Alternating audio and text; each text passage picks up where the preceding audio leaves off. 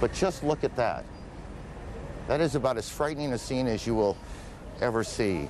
Again, this is going on now in 2 cities. We have a report that there's a fire at the State Department as well, and that is being evacuated. So we've got fires at the Pentagon evacuated, the State Department evacuated, the White House evacuated on the basis of what the Secret Service describes as a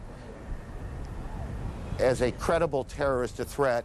We have 2 explosions, 2 planes hitting the World Trade Center here in New York.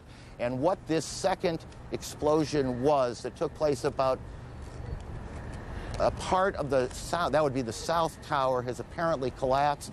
We don't know if that was from the impact of this first plane that hit it or whether something else has happened there, and we'll work on that. Our Washington Bureau Chief, Frank Cesno, is on the phone. Frank, what are you hearing?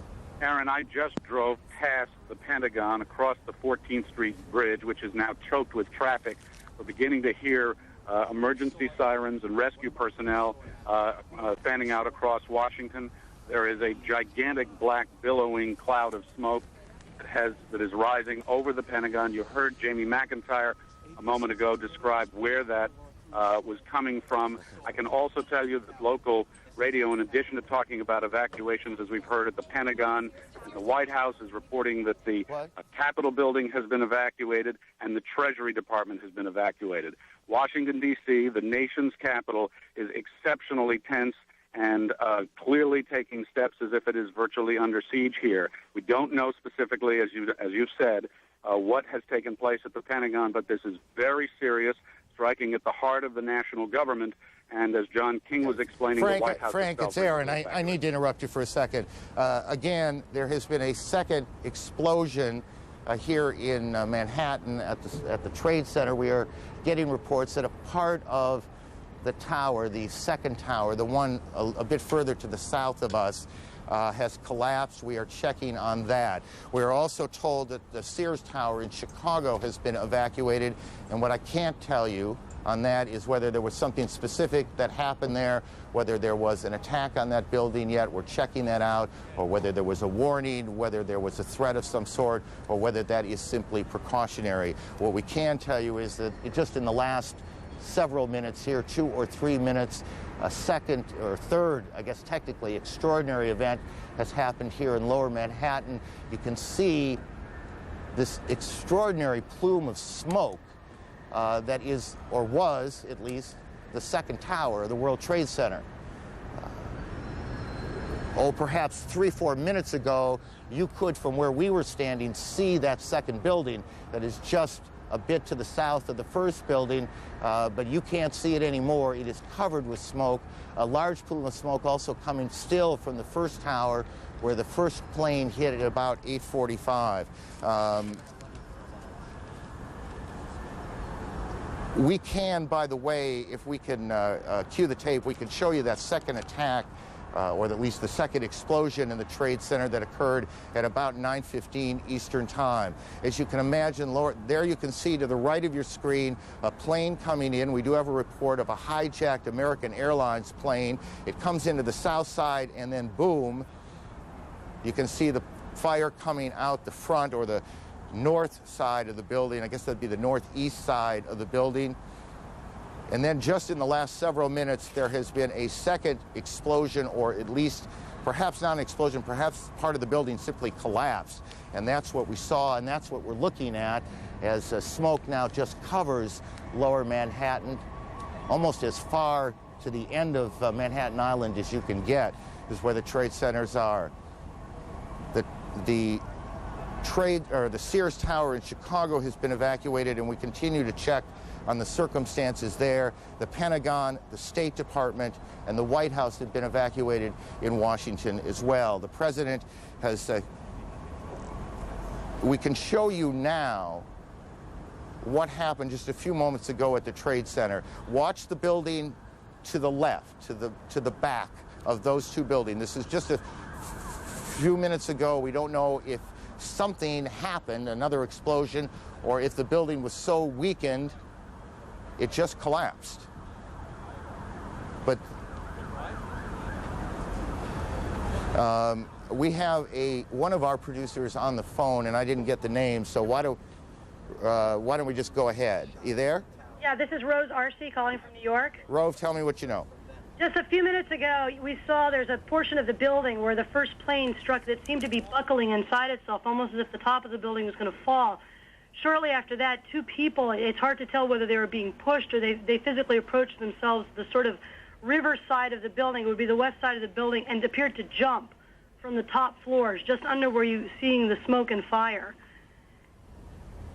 That is extraordinary. The South Tower, the World Trade Center, has collapsed. Again, tell me, how long ago was it that you saw this? This must have been about 5 minutes ago, and prior to that, you could see heads popping out of windows right beneath where that big gaping hole is. So there appeared to be people alive right below where the crash point was that were trying to find some way out of there. And just as the thing started to buckle, you saw them plummeting from that top floor. Right, and perhaps this is stating the obvious. We apologize for that, but obviously people were already at work here at the Trade Center when this happened. We don't know how many people have been hurt in all of this. We have no idea at this point. As you look at an aerial shot coming from the, I guess that would be coming from the south of the Trade Center, or what is at least the Trade Center behind those huge plumes of smoke.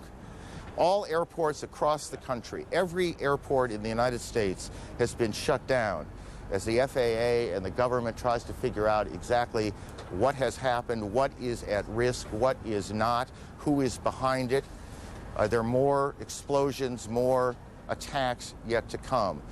Here in New York, trading on the New York Stock Exchange has been suspended, at least for now. All bridges and tunnels coming into the city have been shut down as police try and clear the way. We can tell you, as we were coming in perhaps an hour ago, there was a convoy, I can't think of a better word, a convoy of fire and police trucks racing down the West Side Highway, and this is in the middle of rush hour. Obviously, every available fire unit here in Manhattan has been brought to the Trade Center. Outside the White House, John King, our senior White House correspondent. John.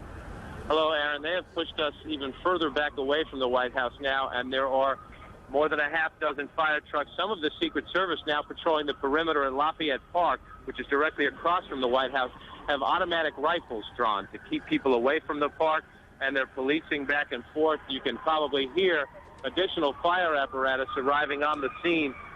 Senior White House staffers who were evacuated, all they can tell us is that they were told that there was a credible threat on the White House as well, and that they were told to evacuate the premises. What we do not know is whether or not the Vice President and the National Security Team have stayed inside the White House Situation Room. We know that they were directing and monitoring operations from there as of just about 20 minutes ago. But the White House staff, the Executive Office Building staff, and all the office buildings around, including the Treasury Department and some government and some non-government office buildings, people have been evacuated out into the street. And again, the Secret Service now putting up yellow police line tape, and some of them patrolling Lafayette Park with automatic rifles, which is a scene quite extraordinary here across from the White House. John, tell us as best you can what the government's national security apparatus will do right now. I mean, what do you guess is happening, and where is it happening? Well, I don't want to guess at all, but from the White House Situation Room, a president or a vice president can direct a war, can direct a full-scale world war. The White House Situation Room is where all information, it is accessible to all information from the United States military, from the Federal Emergency Management Agency, from the Federal Aviation Administration in this case. The White House Situation Room is prepared just for situations like this, unfortunately, to be prepared in a time of crisis for the president to monitor incoming information and to direct any U.S. military or non-military emergency response. The White House Situation Room is a bomb shelter, for that matter. That part of the White House is a bomb shelter. Whether or not they have stayed in there is unclear. We know in the past that would be the routine. We just do not have a direct answer as yet, because most of the staff, if not all of the staff, has been evacuated from the premises. So I gather you're just you're not able to get any calls into the building right now, or at least not getting them answered at this point. Calls you get into the building are not answered at this point. And more fire apparatus showing up now as we speak. We saw most of the senior staff come out. We have not seen the national security staff that we would recognize anyway, but I should Note there are other gates from the White House. We are on the north side, and this is John, you're being drowned out by the sirens. Alan Dodds-Frank of our bureau here in New York joins us on the phone. Alan, where are you? Hi, Aaron. Our colleague Jennifer Westhoven also just arrived. She was closer to the building. I'm just south of Canal Street, about 10 blocks north of World Trade Center. And just before 10 o'clock, parts of the building began peeling away. People started screaming. Jennifer tells me, because she was a little closer to the building, that the police began yelling, "Run, run," and thousands of people started running away from the buildings as they were falling.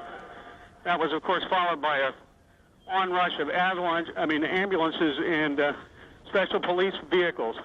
Some people have told us, although I can't confirm this, that dozens of stories of the building have fallen away, maybe down as low as the 30th floor.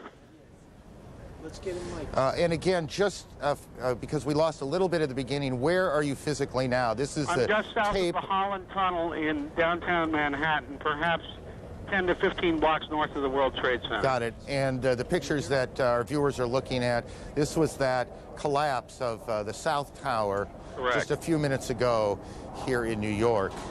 Yes, and moments after that, people began running toward us.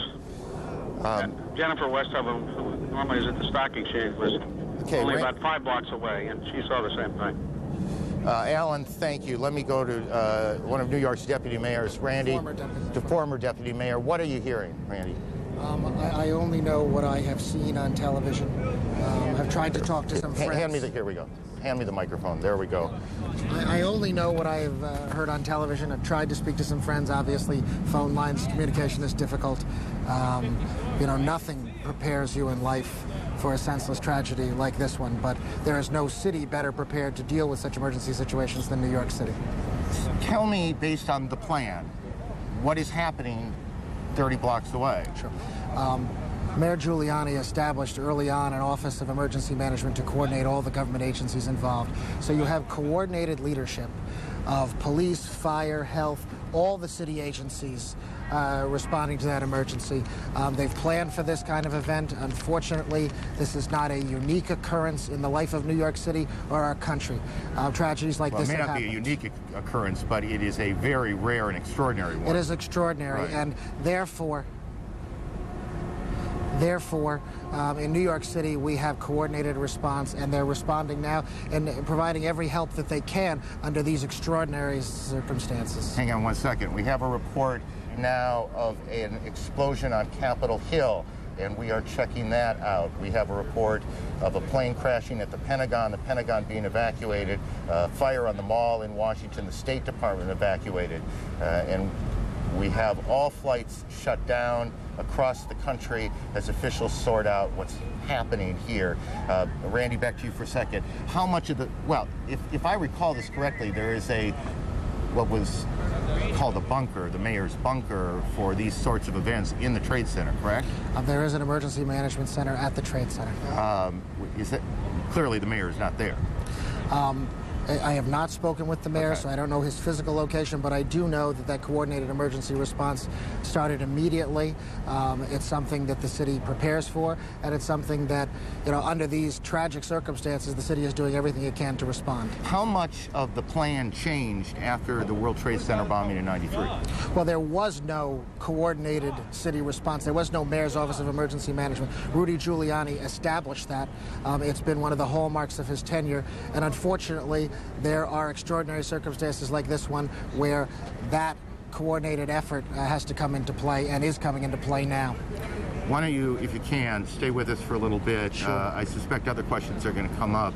I want to go through again what we know here at this point, and also point out some things that are not insignificant that we don't know. And one of the things we don't know is we do not now know how many fatalities there have been. You were just listening to live coverage on CNN. This is Texas Cable News. We are going to do our best to try and put together the details that we know of what has certainly been a horrific sequence of destruction. It began early this morning. 2 planes crashed into the World Trade Center in New York City, 110 stories tall, each of them. One of the towers just minutes ago collapsing, and what President Bush said was an apparent terrorist attack. a witness saying that he